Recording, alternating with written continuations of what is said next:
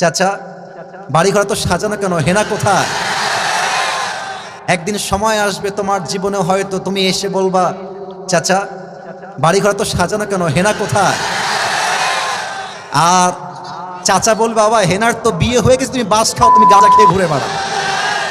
এটা আমি তোমাদেরকে মন প্রাণ থেকে বলছি, যুবক ভাইরা অলওয়েজ মাথায় রাখবা, পুরুষ মানুষ যতদিন টাকা কামাই করতে পারে সবার কাছে প্রিয় থাকে, আর যেই দিন থেকে টাকা কামাই বন্ধ হয়ে যায় আপন মানুষগুলো সব পর হয়ে যায়।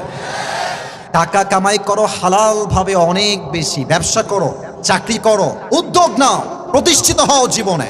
যদি মায়ের কাছে সেরা সন্তান হতে চাও, যদি বাবার কাছে সেরা সন্তান হতে চাও, যদি তুমি তোমার স্ত্রীর কাছে সেরা স্বামী হতে চাও, যদি তুমি তোমার সন্তানের কাছে সবচেয়ে প্রিয় বাবা হতে চাও, তুমি যদি বোনের কাছে সবচেয়ে প্রিয় ভাই হতে চাও, টাকা কামাই করা ছাড়া কোনো গতি নাই যুবক ভাইরা। বলো বলো বলো। जब जेब में पैसा होता है तो पराये भी अपने हो जाते हैं, और जब जेब में पैसा नहीं होता तो अपने भी पराये हो जाते हैं। পকেট ভর্তি টাকা থাকলে ভালোবাসার মানুষের কোনো অভাব হয় না বাংলাদেশে, আর পকেট খালি হয়ে গেলে ঘরের আপন বউটাও পর হয়ে যায়। এজন্য আমি মাঝে মাঝে বলি, जब जेब में हो पैसे तो लोग पूछते हैं तुम हो कैसे, और जब तुम हो जाओगे कंगाल कोई पूछने नहीं आएगा तुम्हारा हाल। পকেট ভর্তি টাকা, বলবে হাউ আর ইউ, কেমন আছেন ভাইয়া আপনি, আর যখন পকেট খালি বলবে হু আর ইউ, তুমি কে, তোমাকে তো চিনতে পারছি না ভাই আমি। এই পুরো দেশটাই হচ্ছে টাকার খেলা।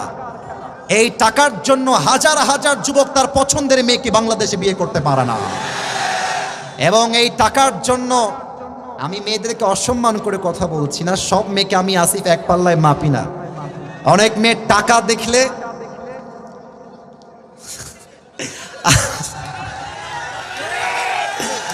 টাকা দেখলে আর সরকারি চাকরি দেখলে টাকলার সঙ্গে বিয়ের পিড়িতে বসে যায় না, এমন মেয়ে তো বাংলাদেশে নাই।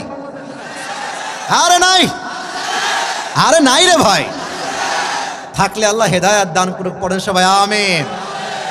এজন্য আমি বলি, পকেট শূন্য থাকা অবস্থায় যে আমাকে হালাল ভাবে বিয়ে করতে চাইবে সেই তো আমার ভালোবাসা পাওয়ার যোগ্যতা রাখে, আর যে আমাকে প্রতিষ্ঠিত হওয়ার পরে চাইবে, বুঝতে হবে সে আমাকে ভালোবাসে নাই, সে আমার অবস্থানকে ভালোবেসেছে। আল্লাহ যুবক ভাইদেরকে হালাল ভাবে বেশি বেশি ইনকাম করার তৌফিক দান করুক, পড়েন সবাই আমিন।